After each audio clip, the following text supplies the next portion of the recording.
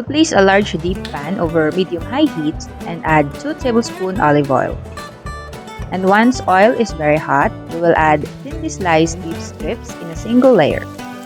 We will cook this for 1 minute per side without stirring.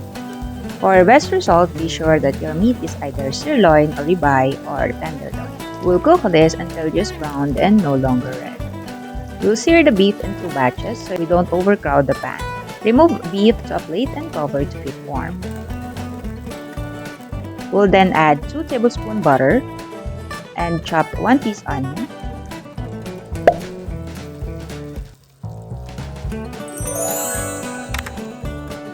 and slice 2 cups mushrooms. We'll saute this for 6 to 8 minutes or until liquid has evaporated and onions and mushrooms are soft and lightly browned. We'll then add 1 minced garlic clove and saute for 1 minute until fragrant. We'll add 1 tablespoon flour and saute another minute, stirring constantly. After that, pour 1 cup beef broth, scraping any bits from the bottom of the pan. Then we'll add 3/4 cup whipping cream and simmer for another 1 to 2 minutes or until slightly thickened. We'll stir a few tablespoons of sauce into 1/4 cup of sour cream to temper it so the sour cream doesn't curdle, then add it to the pan while stirring constantly. We'll also stir in 1 tablespoon Worcestershire sauce, half teaspoon Dijon mustard, and season with salt and pepper to taste.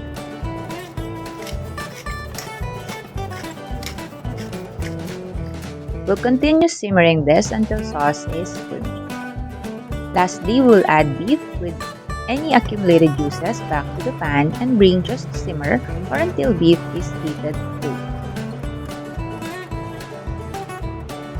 We'll transfer it to a plate and you can pair it with pasta, mashed potatoes, but for me, I prefer it paired with white rice.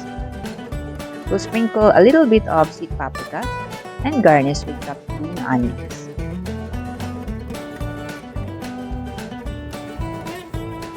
Time for a taste test!